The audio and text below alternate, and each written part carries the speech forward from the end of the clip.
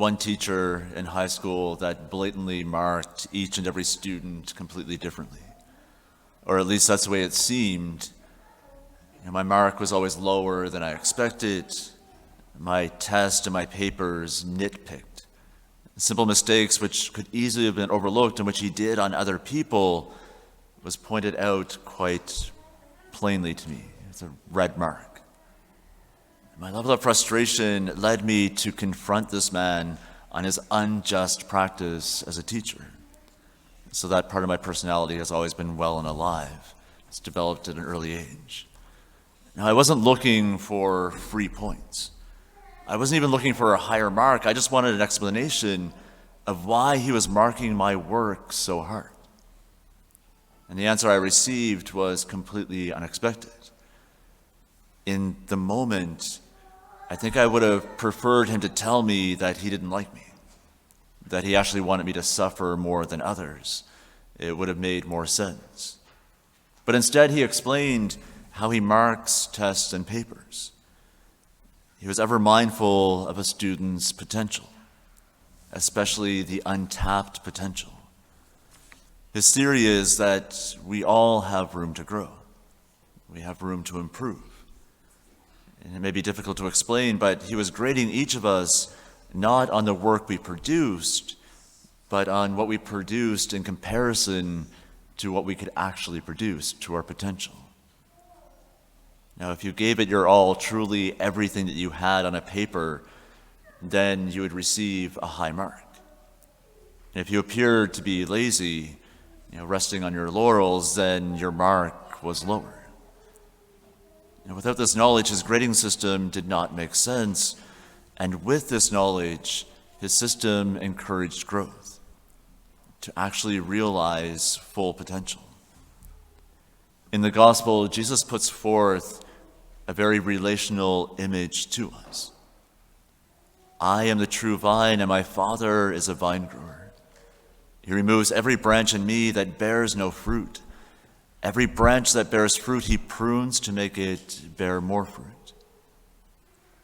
Now, if you're familiar with plants, with gardening, you would understand this logic.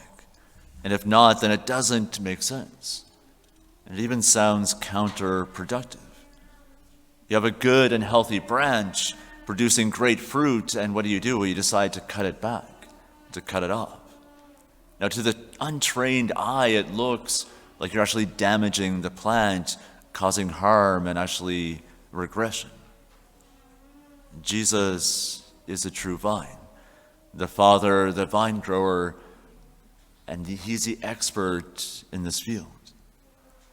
As Christians, we are closely attached to the vine. We draw our life from him as our source. And the further we get away from him, the greater likelihood that we become weaker, that we start producing less fruit that resembles the source, that resembles the vine.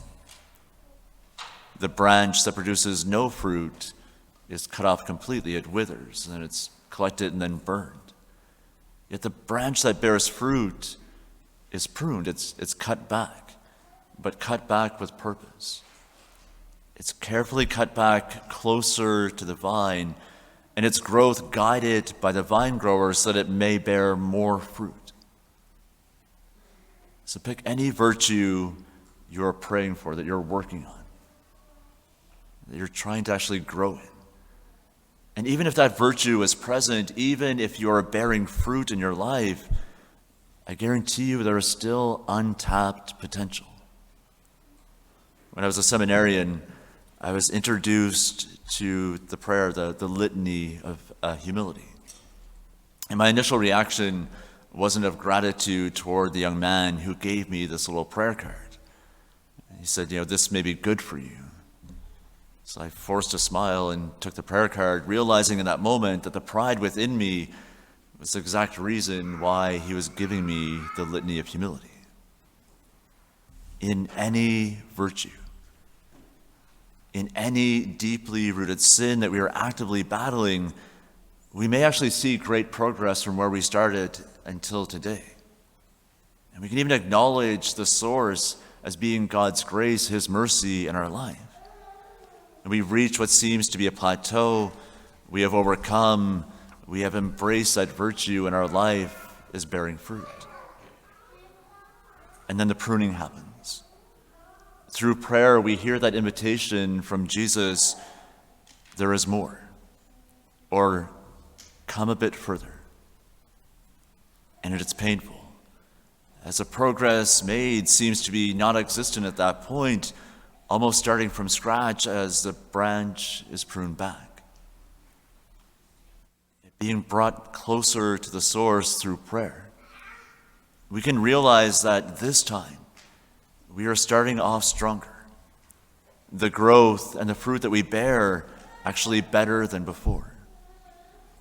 So think for a moment right now of virtue that you are striving for, the sin that you may be battling at this time. Has a plateau been reached? Have you already leveled out? Is the growth becoming slower?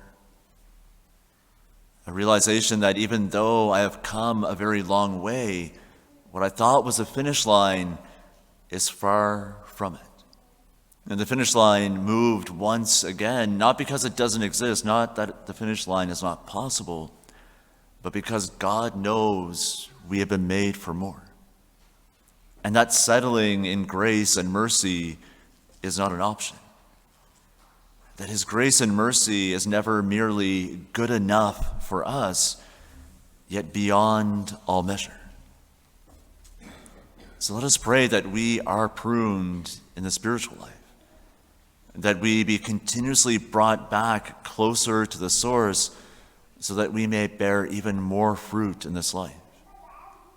As we experience this pruning, what may be felt as a step back, let us praise our God for seeing the potential within us to produce more and more fruit, the potential to grow and become stronger in our faith, the potential we so often see in other people, yet we may not see in ourselves.